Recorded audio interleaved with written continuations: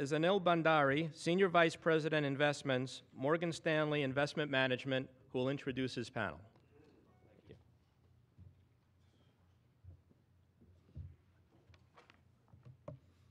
Good morning, everybody. I hope you're awake because it's early in the morning. And the markets are ready to open, and the Indian markets are ready to close. However, let's focus on what's going to be happening over the next decade in India. Over the last 5 years, India's growth faltered. The global investors ran away because they were shy of the corporate governance and they were unsure about their investments. Over the last 2 months, or few months, Prime Minister Modi has come in. He's given India a new facelift. He's already taken steps to promote growth and manufacturing by making trips to China and Japan. He's bringing in investors from overseas, and that's what's needed for the growth of India. The question in all our minds today is, can India shine again? Can India regain the global investor confidence? Can India be the shining star among the BRICS? Today we have two eminent speakers, panelists, who will provide us with two types of views. One, from outside looking in, which is a global perspective of the investors. And second is inside workings of Mr. Modi's machinery. So let me introduce the two speakers. Bill Antholis, currently Managing Director of the eminent, world-renowned Brookings Institute, has been the White House Director of National Affairs, Trade Relations, International Trade Relations, and National Security. He's also published several articles and opinions on foreign policy, global trade, and with a focus on India and China. He has also authored a book called Inside Out India, which is very appropriate for our discussion today. And so he will provide us with some relevant insights. Zafar Sareshwala, founder of Parsoli Motorworks. Interestingly, Zaresh and me, we were having a talk this morning. Zaresh headed up the contingent which blocked Mr. Modi's visa in the US. So he was the head of that movement. So my question to him was that, why would you be in favor of Mr. Modi? Because now he's an ardent supporter of Prime Minister Modi. And we should be interested, it would be interesting to hear his views as to how he converted from being an anti-Modi to a pro-Modi, and he has become a very close ally of Mr. Modi, so we'll get to know a little bit about how the machinery works within the Modi system. So gentlemen, and one other thing is that at the end, I will open it up for questions. Please write your questions on the notepads that are, or papers that are on your chair. Raise your hand and the staff will bring the questions to me so I can direct the questions to the speakers. Bill? Great. Well, thank you very much, Anil. Thanks to Investor and the other partners. Can you all hear me okay? It's not on because I'd have to get back there. Stick it in nearest pocket. Sure. Can you hear me now? No.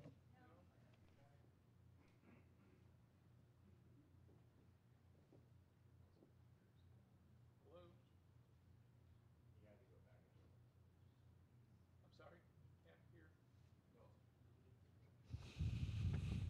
Now?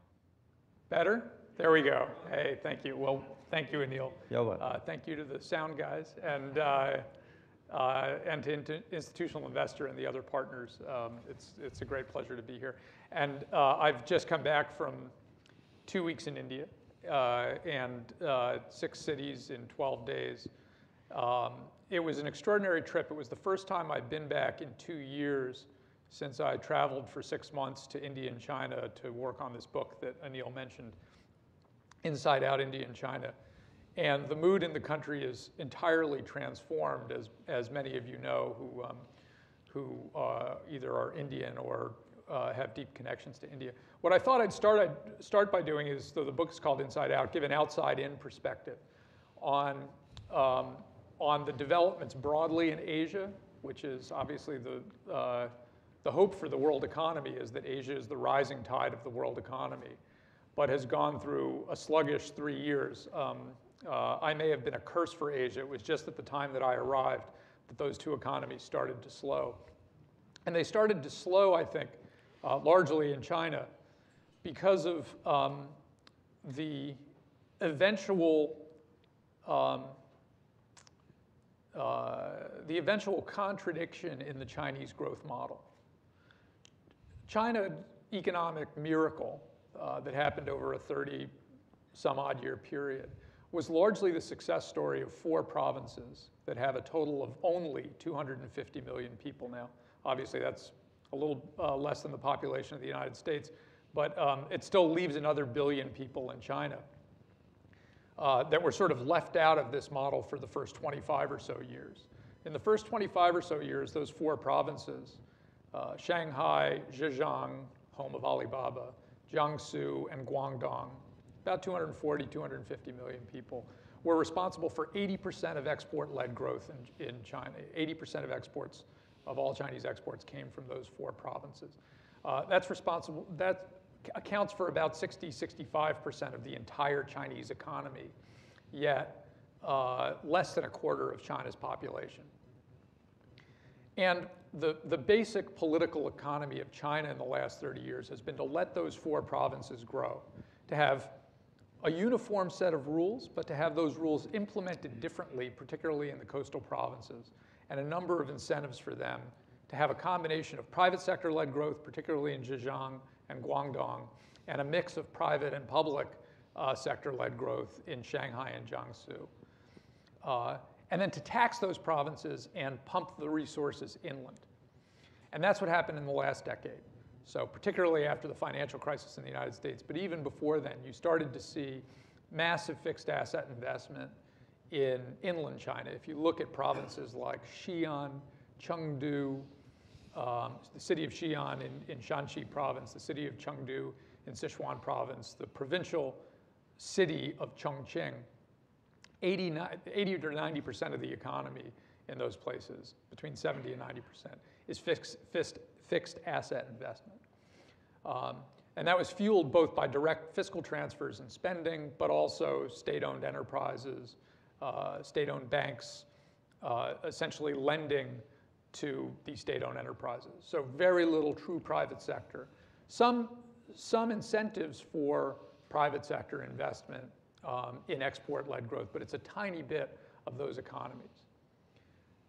And so the challenge that happened in the last 2 or 3 years was essentially those places starting to build up debt that may not ever be repaid. Right now, the estimates are about $3 trillion of essentially non-recoverable debt in inland China. Now, if you add up all of China's debt, it's obviously not nearly that of the United States in the 50 to 60% range, as opposed to where our debt is in the 90s, or some of those struggling countries in Europe that are over 120 and even higher. But the challenge is nobody really knows what the nature of that debt is. Is it only $3 trillion? Is it $4 trillion, which I saw a recent estimate? Or does it end up being closer to $6 trillion or $7 trillion? And when you add that up to other debt that the Chinese are taking on in other places, then you start, the numbers start becoming worrisome. And on top of that, if you add the rising costs in China, rising labor costs, land costs, power, water, and the emphasis on cleaning up the unbreathable air and undrinkable water in inland China, China has become a much more difficult place to do business. And so that's forcing a number of companies to think about other places in Asia. So they're thinking about Vietnam and Philippines and Indonesia. And suddenly India becomes very attractive. India's growth tracks almost directly with China over the last 25 years, except that it started 14 years after Chinese liberalization did. And the growth track is really quite striking, both if you look at it across the entire macro economy. But if you look at provincial growth as well, it's actually quite similar. There are 4 or 5 provinces in China, states in India, that have been the engines of Indian growth and are the hubs of manufacturing in India. And if you're Indian, you know what they are. They're Gujarat, Maharashtra, Tamil Nadu. Karnataka is obviously led on the services side because of Bangalore. The same to some degree in Hyderabad, but they haven't yet caught up on the manufacturing end. Calcutta was traditionally a great manufacturing center. It's starting to do a little bit, but it's not really caught up to those other three. So that's really where the bulk of manufacturing is. So for the next 15 years from looking at the outside in and now coming on the inside out, I think the real question for all of the states of India is, can manufacturing be a priority?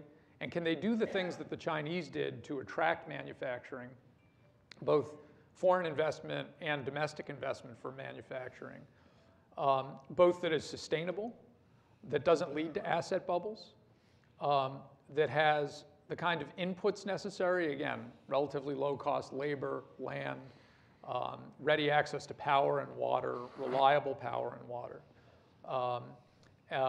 ports, infrastructure, things that get goods to market. But do so in a way that is both economically and environmentally and politically sustainable. Just a word on Modi, and then I'll turn to the expert, who's Zafar. But I spent a little bit of time with Modi 2 years ago. And what because I was studying effective states and also ineffective states, I wanted to know what was behind the economic success.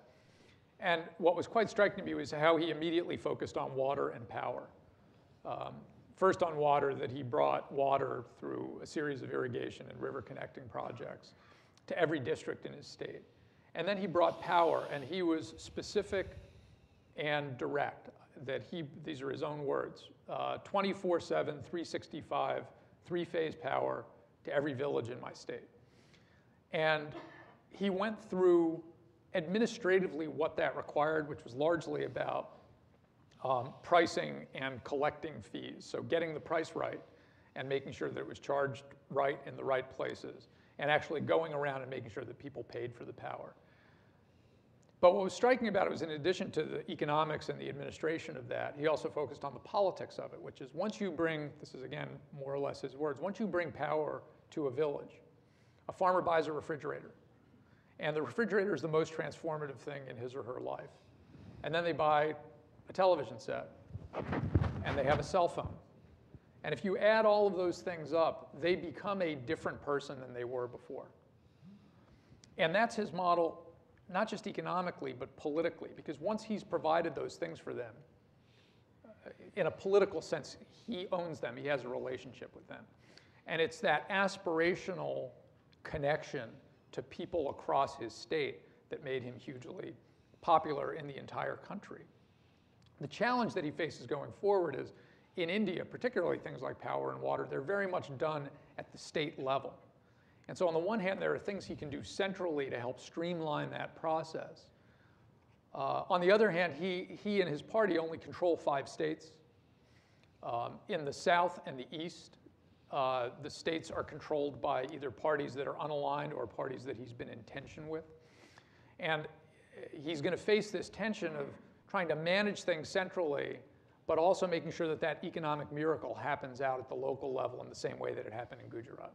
And so for that, maybe I'll turn to Zafar to give you a deeper inside-out perspective from Gujarat. Yeah. Actually, Mr. Modi, when he came to Gujarat, I'll straight come to the topic. Its time is very short. People have been talking all sorts of things when, this Modi's economic model was being talked about in media.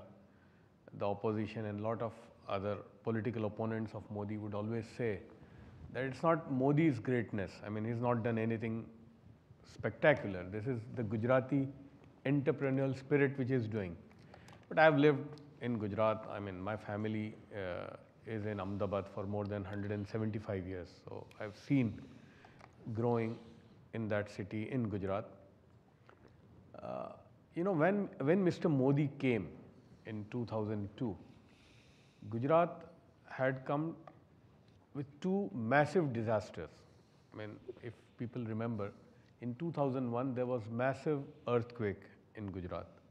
And most of the cities, Ahmedabad, Baroda, almost all of Saurashtra, Kutch, was reduced to ashes, I mean, rubles.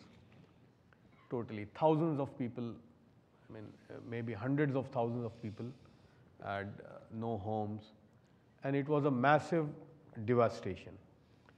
And Gujarat had not even come out of it, and this 2002 riot happened, which in itself was horrendous, and we all know about it. And then Modi came. He just had arrived. I think 25th of February, Modi entered for the first time in the Gujarat Assembly. He took the oath, and this incident happened on the 27th of February, so just third day. And we all know, a lot has been written and seen on it. Very earlier on, Modi thought, and then if you look at the history of Gujarat, which is similar to India, Gujarat prior to 2002, if you go 50 years behind, 40 years behind, Gujarat was always a tinderbox of communal strife, the Hindu-Muslim thing. All my life, I have grown with a riot. Every 2-3 years, there used to be a massive riot. Small ones, like, a Hindu cycle wala dashes with a Muslim scooter, then it would turn into a riot. Small triggers, it would always happen. So this was a pattern in Gujarat. In fact, a lot of people don't know very basic things. I'll tell you that in Gujarat, although when all these things were happening, Surat was island of peace always. Surat, which is a city south of Ahmedabad, between Bombay and Ahmedabad. It's a textile city. It was always, you can say covered. It did not ever happen a riot in Surat. Only once it had happened.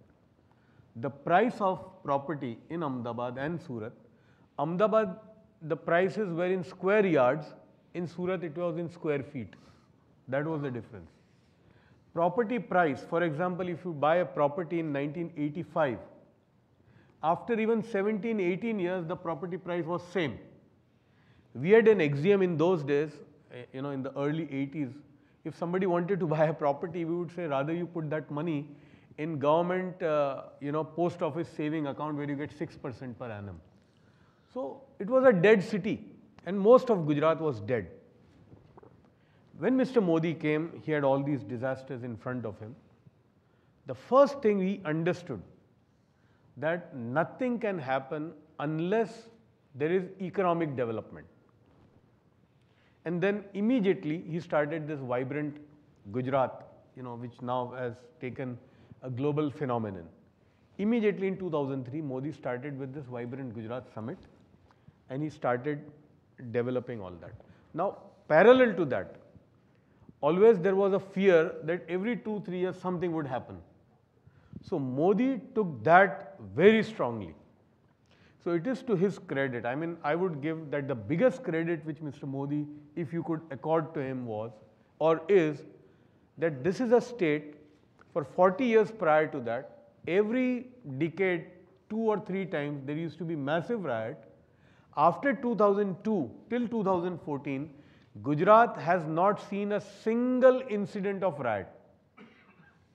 And a state where we had seen 200 days of curfew. Curfew means, you can't imagine. People living in United States cannot imagine what a curfew is.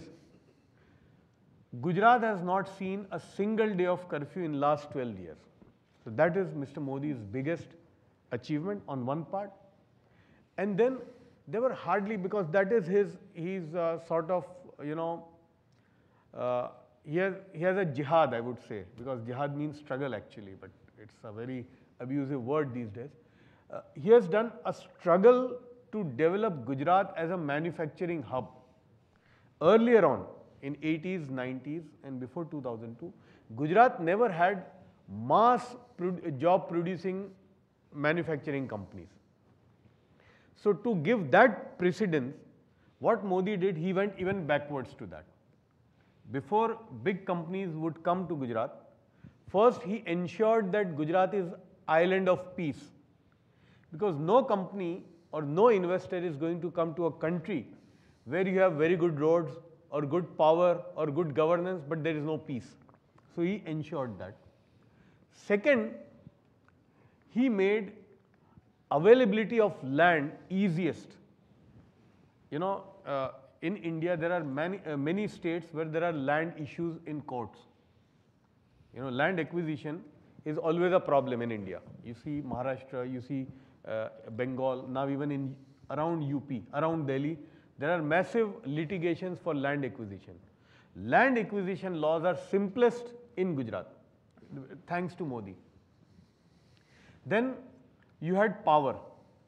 Power was the biggest issue. When Mr. Modi came to Gujarat in 2002, Gujarat was power deficient. Gujarat State Electricity Board was losing 2,500 crore, which is more than $500 million per annum. What Mr. Modi did is remarkable. In India, we have the power companies say that there is leakages. Now, leakages is actually euphemism for theft. They call leakage, but it is actually power theft. And normally in India, 38–40% power theft is a norm. What Mr. Modi did, Gujarat had about 38% of leakages. He enacted a law which is called PASA, P-A-S-A, which is equivalent of anti-terrorism law for economic offenders. So, and the large power thefts were done by large farmers. And those farmers, they belong to his party's fringe element. They have, within the BJP, they have got Bharatiya Kisan Sangh, which is a part of his own party. And all the large farmers belonging to BKS were involved in power thefts. So he hauled up 140 large farmers and put them in jail. And I remember that was election time. And BJP's tall leaders from Delhi, they said that we'll lose the election. What are you doing? Mr. Modi said, I'll lose the election, I don't care, but I'll not let this happen. And he brought down power theft or the leakage from 38% to 12%. And he increased the load factor. Means he made them efficient. He made every single officer of power companies accountable. And in no time, without even fresh investment in power sector coming, Gujarat became power surplus. Today Gujarat is power surplus. Now, new power plants are coming in Gujarat. Very soon you will see a situation, and Modi is so concerned about, neighbors, although his party and his image is a rabid anti-Muslim or a rabid Hindu bigot, but he is actually this is his perception. Otherwise, a man like me would not have been associated with him for 11 years. Now, Modi says that if Gujarat becomes power surplus, it would be easier for us to export power to Pakistan than to send to Delhi. So this is his vision. He controlled that power, made power 24/7, as you said. Then, Gujarat always had roads. Roads were there, national highways.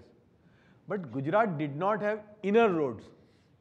Today, every single village of Gujarat, 18,000 plus villages in Gujarat, every single village is connected with roads. So road connectivity is given. So now what has happened, that a small farmer living in a remote village or somebody living in a remote village cannot come to study. So they have roads, and the Gujarat state transport buses are connected with every single village of Gujarat. So he connected that. Then water. Gujarat is a water deficient state, and you rightly pointed out. And I have never seen, we have Sabarmati river flowing in Ahmedabad. All my life, 30, 40 years, I have never seen water in that river. And now, 24/7, 365 days, that water is flowing. One more thing about Modi, I think I'm increasing, but I'll take 2 more minutes.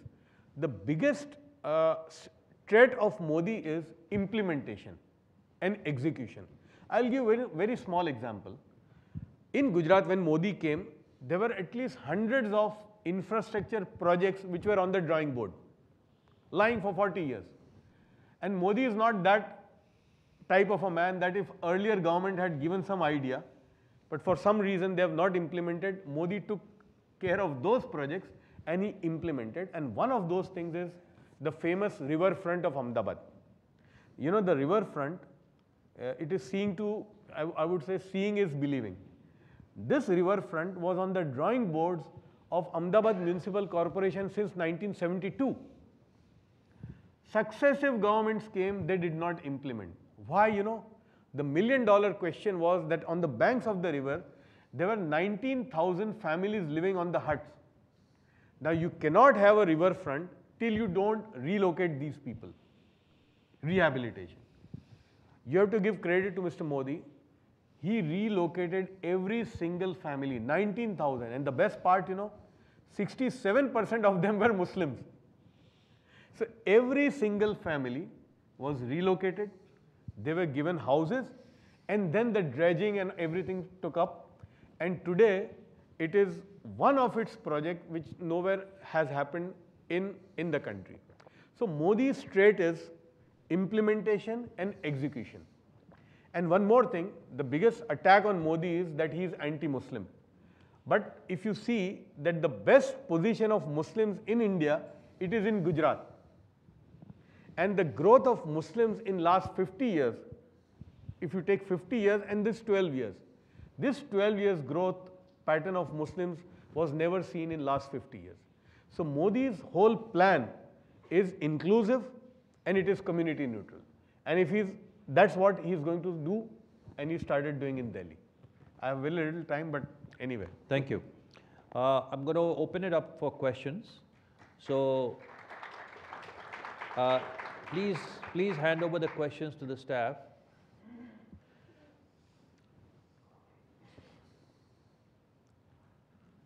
Thank you.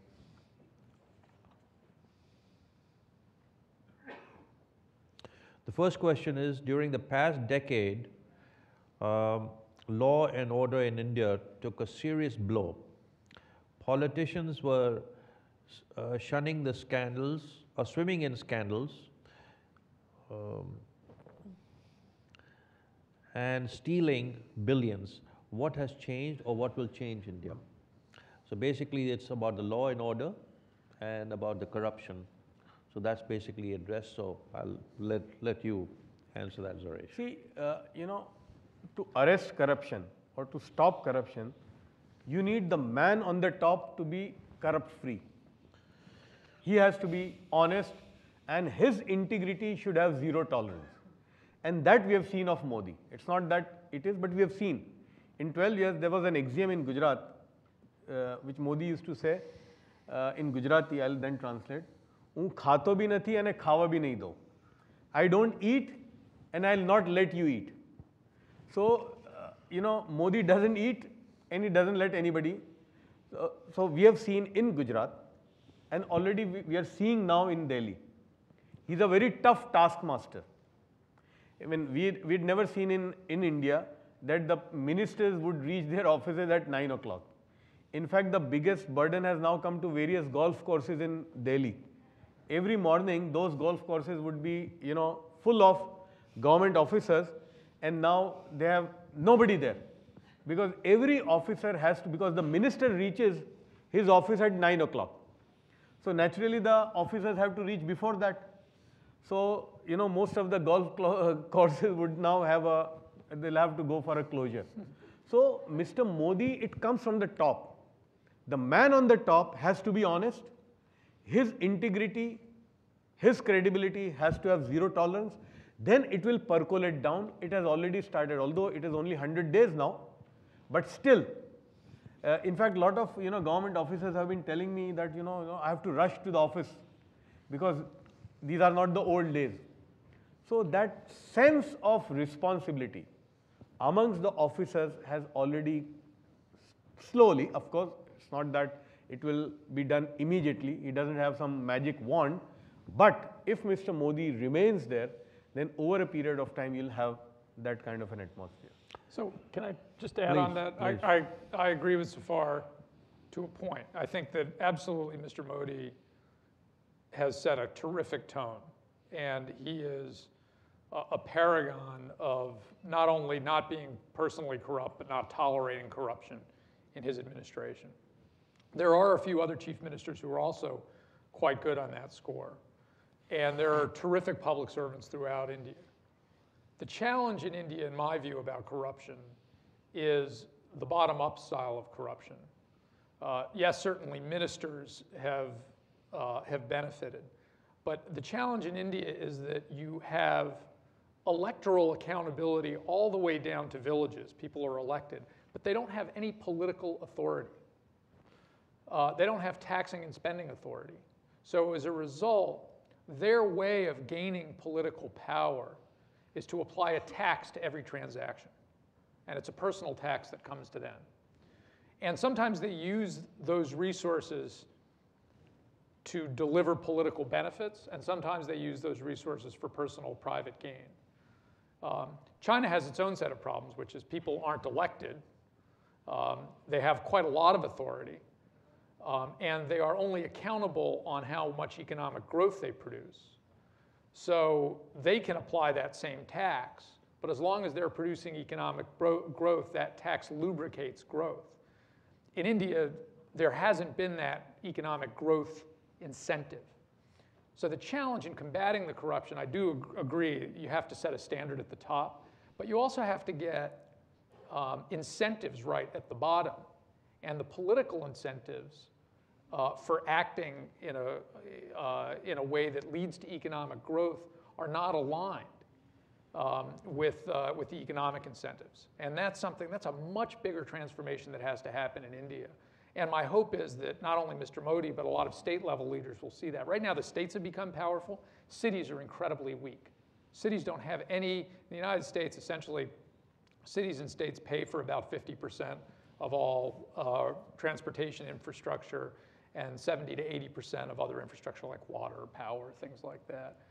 In India, you have administrative authority for those things, but you don't have tax and spending authority, and they need to fix that across the country. I'll just basically add a few pointers from my experience. In 2001, I accompanied President Clinton when the Bhuj earthquake had happened, and we went as part of the group of team that visited Bhuj and Ahmedabad. So that was in 2001. Over the last decade, Gujarat has transformed itself in a massive fashion in economic development, in business development, and businesses have been coming in because of one window policy that Prime Minister Modi implemented. Now, if we use that this was a test market, that Prime Minister Modi was very successful, and he's able to extrapolate all those, like what Zafar had mentioned, the economic development, focusing on manufacturing, focusing on the power, water, which are the basic elements of a growth in the country, then I think we'll be moving ahead and India will be shining again. And as Bill pointed out, the comparisons to China, if you look back in the history, in the 70s, no, China was not on the map, on the global map. China was famous for subpar production. But since the 80s, when the mandate became manufacturing, it became the global factory. And it started building infrastructure. So as Bill mentioned the comparisons with China, if some of those things are extrapolated to India, I think India is on the right path with the right leadership. Those are my few observations and experiences, because I've been involved with India since, I would say, mid-80s. And I was a big bull. Then over the last few years, I became a bear on India, and I ran away with all my investments, and nobody was invested. However, now the global investor confidence has come back, and I just wanted to mention a few of my pointers. The next question we have is for Bill. Are you happy with the pace of reforms as you see it from the outside, as an outside investor, not being an Indian? Mm-hmm. You know, I am. I cut against the conventional wisdom is that Mr. Modi came in with these high expectations and didn't deliver in the summer, the backtracking on the WTO trade facilitation, a few other things. First of all, he's an outsider. I think the way that you need to think about Modi is Ronald Reagan with a twist. Okay, he was like Reagan, he was a governor of a Western state. He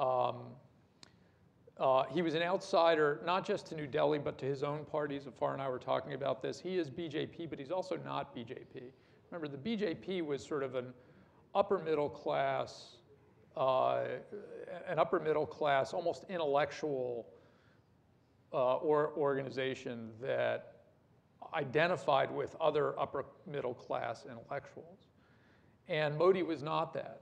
He was, he connects with India in the same way that Reagan connected with, and it's not just an ethnic thing, but with white ethnics in America who were aspirational.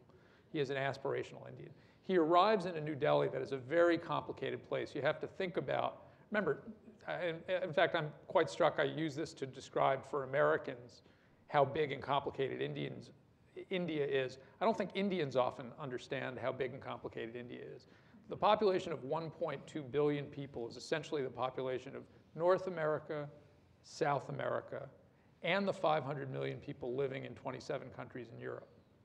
Okay, that's 1.3 billion. And so if you think about that geopolitical diversity, that's what India has in a smaller geographic space. So he's arriving in New Delhi and having achieved enormous accomplishments in one state as a chief executive.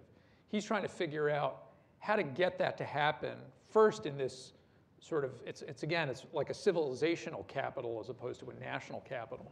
And then trying to get that to happen in 30 different nations within his state. That's a big challenge. It's a challenge to assemble a team. It's a challenge to assemble the priorities. And then also to think about, first of all, I'm going to shift from Reagan to Obama. As with President Obama, he was elected with high aspiration, high expectations, but real challenges. He doesn't control his upper house. He has a little bit more leeway in order to move the upper house, but he doesn't control a number of these states. And if he's really going to succeed, a lot of that success, as we were talking about power, if you're going to do the kinds of reforms and how difficult it is arresting people because they're not paying power, he can't do that out of New Delhi in 30 states with 1.2 billion people. So he has to figure out who his allies are. I expect that this will take some time. I was quite struck by, and I think it was a very positive thing for him to do as much foreign policy as he has done in his first few months. First, he did things in South Asia with Pakistan, went to Bhutan. Then his own string of pearls strategy going to Japan and Australia. And then the China summit. And the China summit was, frankly, a bit of a disappointment. I think both China and India didn't manage expectations well. I think they let it get out a little bit in front of them. I think Mr. Modi and his team were very excited about the economic story. And I think China was quite disappointed with what Mr. Modi had done in Japan and with Australia. And I think that the border activities were not an accident. I think the Chinese were sending a message. But the good news that Mr. Modi has is he's now coming to the United States. And this is a way for him to continue to tell that story both to the international investing community, but also to the global political community. So I think he's figuring out what he's doing. I don't think launching ahead in a dramatic way, particularly since it's about execution, and the ability to execute really is a state-level thing. There are some things that he can do centrally, but if he's going to succeed over the long haul, he needs to know where his allies are, not just in New Delhi, but out in the States. Thank you. So as Bill pointed out, I think Mr. Modi is taking steps to improve relations with the neighboring countries. And it's disheartening to hear you think China really, the summit didn't go that well because a lot of expectations were, and I wasn't aware of what you're mentioning, so I'm glad you pointed that out. Let me go back to Zafar for one more time. See, one of the basic pillars of a growth in the country is education and vocational training. And I want to ask, one of the questions is, Mr. Zafar, what is Prime Minister Modi doing about vocational training and education? Because that's going to be the foundation for the growth in India. See, India, he's only come now, about 100 days, but what he did in Gujarat. For example, when he came to Gujarat in 2002, At that time, Gujarat had 19 universities. And when he left in 2014, there were 42 plus universities. I know that when we were studying in the early 80s, even for 75% of marks, we could not get in mechanical engineering admission. We had to go outside the state, pay capitation fees. Mr. Modi created an infrastructure where you can just open up engineering, medical colleges, pharmacy colleges, professional colleges, and they've flourished in last 10, 11 years. Most of the chief ministers in India, they, I for an IIM, Indian Institute of Management, the Ivy colleges, or the IITs. Nobody cares for the lowest in this spectrum, which are the ITIs, the Industrial Training Institutes. The Industrial Training Institutes are typically, the vocational, they train for trades, skill development.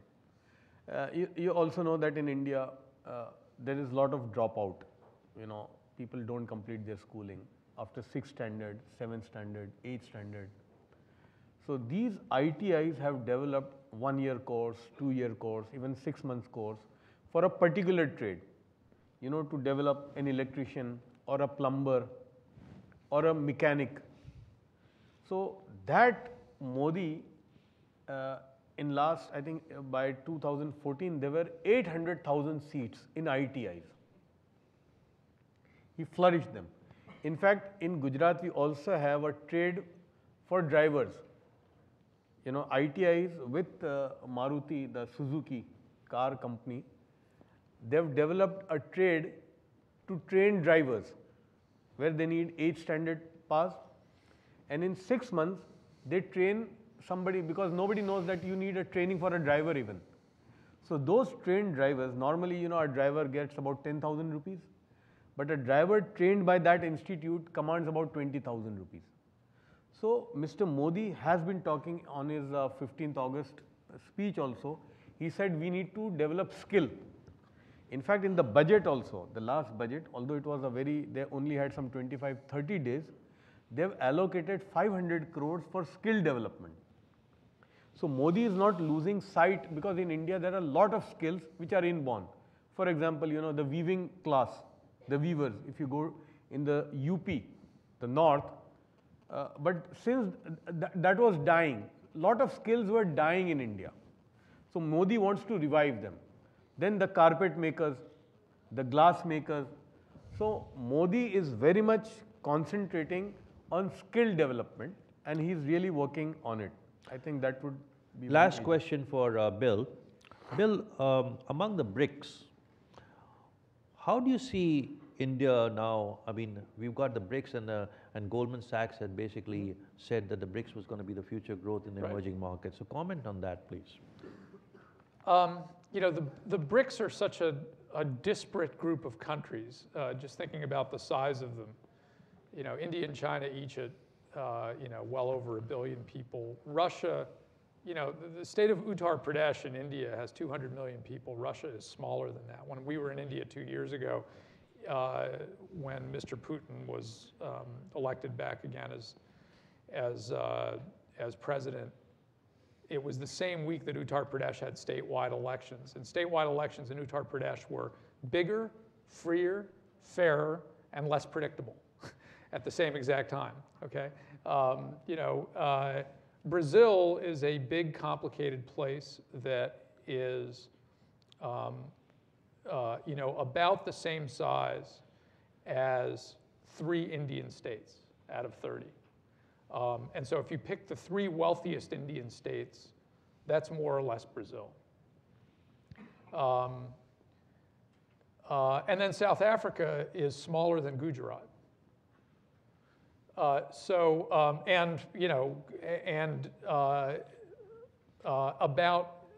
as ethnically, racially, religiously complex as Gujarat. India and China just dominate in the BRICS.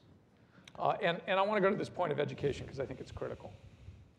The biggest difference in India and China with respect to being prepared for manufacturing is that since the late 1940s, when the communists won in China and when India gained independence, China decided to invest in primary education.